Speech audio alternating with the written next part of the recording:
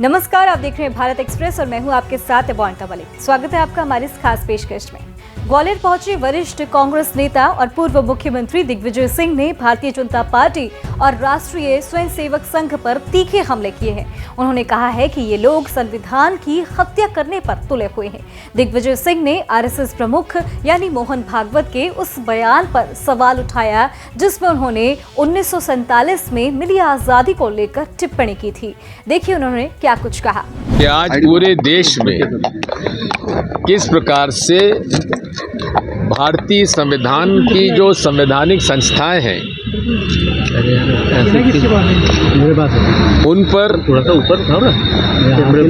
कब्जा किया जा रहा है और किसी भी लोकतंत्र में ये आवश्यक है कि निष्पक्ष चुनाव होने चाहिए जिस पर हर आदमी को, हर मतदाता को भरोसा है। संविधान पर चर्चा जब हो रही थी तो अमित शाह जी ने राज्यसभा में बयान दिया था, ये क्या होता है अम्बेडकर अम्बेडकर अम्बेडकर अम्बेडकर अम्बेडकर, अरे इतना नाम भगवान का लेते तो मुक्ति पा जाते।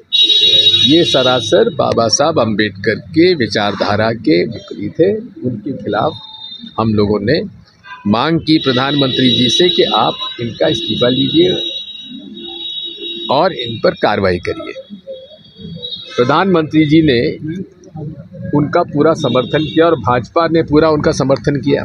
तो वहीं उन्होंने आरोप लगाया कि चुनाव आयोग भी अब निष्पक्ष नहीं रहा। पहले चुनाव आयोग के प्रमुख को मुख्यमंत्री, नेता प्रतिपक्ष और सुप्रीम कोर्ट के मुख्य न्यायाधीश की सलाह से चुना जाता था, लेकिन अब मुख्य न्यायाधीश को प्रक्रिया से हटा दिया गया है।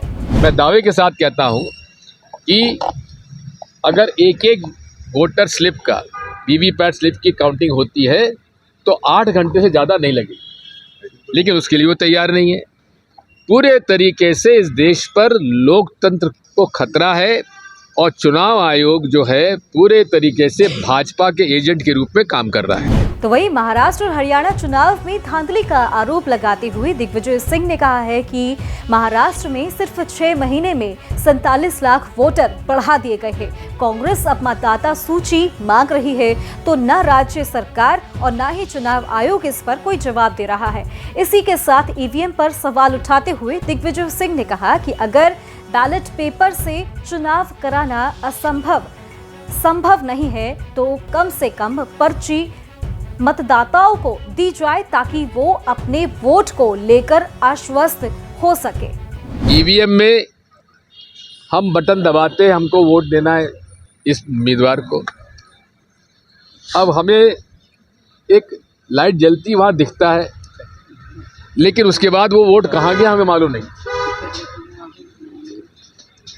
हमारी मांग ये है कि हमारा जो वोट बैलेट पेपर से होना चाहिए, अगर नहीं हो रहा है, आपका ईवीएम से इतना ही प्रेम है।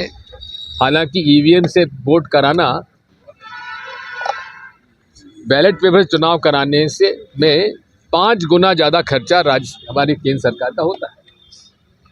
तो हमारा कहना ये कि ठीक है, आपको ईवीएम से फिर भी इतना प्रेम है तो वोट हमको दिखाने की बजाय हमारे हाथ में दे दो। तुम डब्बे में क्यों गिराते हो? उसको हम फोल्ड करके और बैलेट बॉक्स में डाल देंगे। अब वो कहते हैं साहब इसमें गिनती में बहुत टाइम लगेगा। गिनती में कोई टाइम नहीं लगेगा। अभी गिनती हमारी होती है ईवीएम पर, ये 14 टेबल लगाते हैं या ज़्यादा से ज़्यादा 20 टेबल लगाते हैं। अरे वहाँ 50 टेबल लगा दो। तो वहीं दिग्विजय सिंह ने परिवहन विभाग के पूर्व आरक्षक सौरभ शर्मा का मुद्दा भी उठाया। उन्होंने कहा कि देश की बड़ी जांच एजेंसियां अब तक सौरभ शर्मा को खोजने में विफल रही है और इस पर तंज कसते हुए उन्होंने पत्रकारों से ही सवाल पूछ लिया कि सौरभ ग्वालियर का है, उसे कहां ढूंढा जा सकता है। फिलहाल के लिए हमारी इस पेशकश में इतना ही। देश और दुनिया की तमाम खबरों के लिए देखते रहिए भारत एक्सप्रेस और मुझे दीजिए इजाजत। नमस्कार।